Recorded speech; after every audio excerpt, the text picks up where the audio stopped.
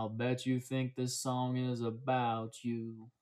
Hi, good evening, everyone. It's a snowy night here in Salt Lake. It's been a while since I posted a video. I was out of town for work and other things, but I've still been reading, so more videos are coming. Really excited about today's video. This is a really cool book that I found at a New York bookshop. I think it was somewhere in the East Village, and it was on the recommended by staff shelf, which I always like to dig through and just see what people are recommending. This is a book I found. It's called The Selfishness of Others, an essay on the fear of narcissism. Kristen Dombek is an essayist and culture journalist. She has been published in the New York Times, Harper's Magazines, the Paris Review, and a few other places. I'm getting to the age where it seems like all of my peers are either having babies or getting divorced. When you talk to people who get divorced, the people more often than not describe their ex as crazy and or narcissistic. But what does that even mean? I'm sure the other person is saying the exact same thing about them. It's always the other person's fault. The other person is always the narcissist or the selfish one or the crazy one. The word narcissist gets thrown around a lot these days. With people documenting literally every aspect of their lives via social media, you probably think you know or follow someone who is a narcissist.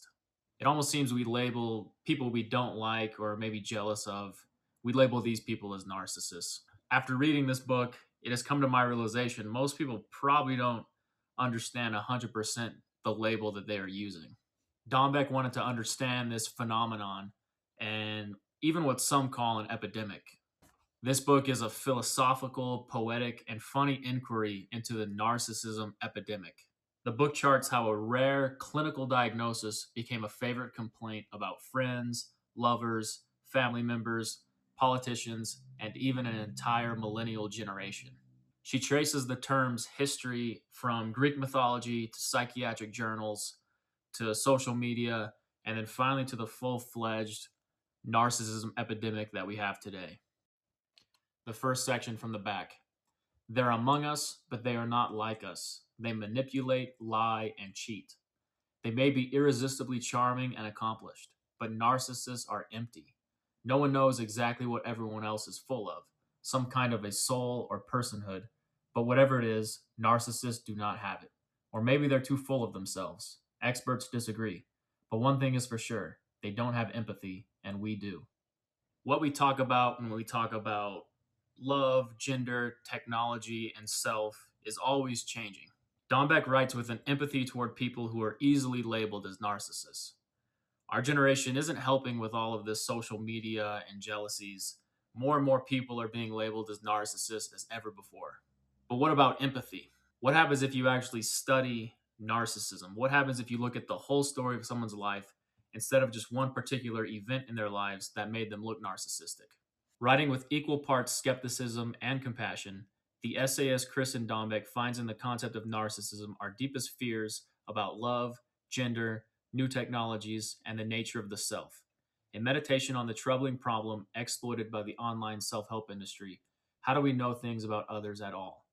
This book argues that when we spend our time in moral diagnosis, we risk sacrificing the kinds of empathy that matter most.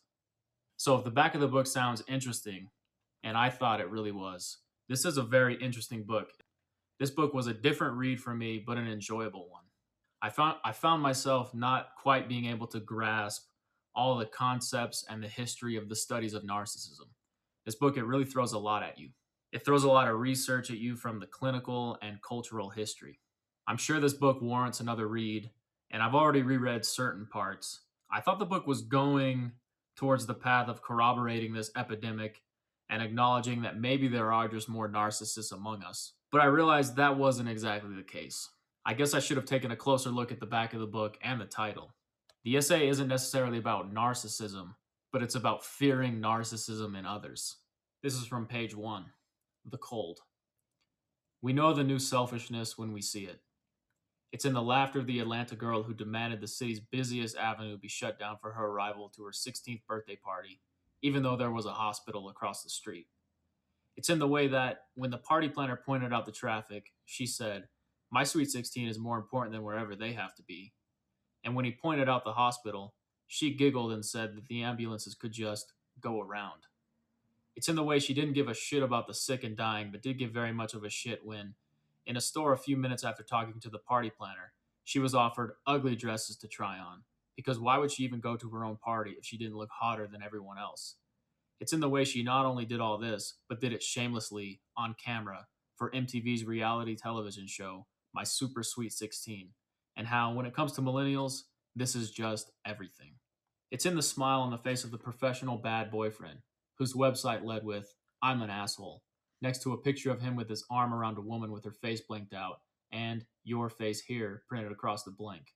An image from the cover of one of the books about getting wasted and sport fucking that earned him celebrity, a small fortune, and hero status in a movement among men to obtain power over women by insulting them and regularly withdrawing or disappearing, and who also happens to have been born in Atlanta, which may or may not be important. It's in the way it's getting harder to remember if there was a time before being a manipulative, shallow, grandiose asshole was something to brag about, before people shopped and exchanged one another like accessories to a personal brand. So I hope that section kind of gives you a glimpse into her writing style. I feared that this review would make this book sound kind of boring and too far on the psychological side, and it does go into psychology and the history of the term, but it's also a very funny book and well written, and the author has a good sense of humor. There are some interesting questions posed in the book, and one of them I read on the back. It's how do we know things about others at all? And some other interesting questions that the book poses is why are narcissists so alluring? Why are people so attracted to narcissists? Narcissists are viewed as soul vampires who have empty, hollow spots where personality should be. But usually, narcissists are very personable. So, where does this personality come from? Dombek asks if he is empty inside, this narcissist, who or what is it inside of him that is imitating having a self? The other interesting question posed is whether narcissists are people with little to no self esteem or the opposite with large inflated egos. There are several examples that Dombek puts under a microscopic study. Take, for example, just the contents. The first chapter is called The Cold, the second, The Epidemic, and then it follows The Bad Boyfriend, The Millennial, The Murderer, The Artist, The World. So all of these are really examined while simultaneously studying the history of narcissism in the psychiatric world and also pop culture and other things. But where these people end up in the end is vastly different than where you think they are going. Dombek also uses an example of a modern popular writing as being more in the first person, which I found kind of interesting. Books are all written in the first person saying I. Not so much we or you these days. Does that little fact possibly point to us as being a more narcissistic generation? Before the reader pats themselves on the back and says, I knew it was so and so, I knew they were narcissistic, Dombek points out that anyone who views someone else as a lifeless soul vampire is probably a narcissist themselves. You will begin to question what you think about the term. I know I'm now more careful and a little hesitant to throw out that word narcissist in my everyday vocabulary. The funny thing is, Dombek is even aware that her undertaking of this book is probably not a good sign for her. She says, any book you write is its own asylum, but a book about narcissism is like the padded cell inside the asylum. In our minds, we're always the good guys, but that is not always the case. Millennials are labeled as the most narcissistic generation, usually by older generations. While if you think about it, millennials are also more tolerant and inclusive than past generations. Tolerant and inclusivity is the exact opposite of narcissism. It's easy to label others as something, but definitely harder to look into the mirror. This book was definitely the right thing for me. It was a different read, but an enjoyable one. I'm glad I picked this up.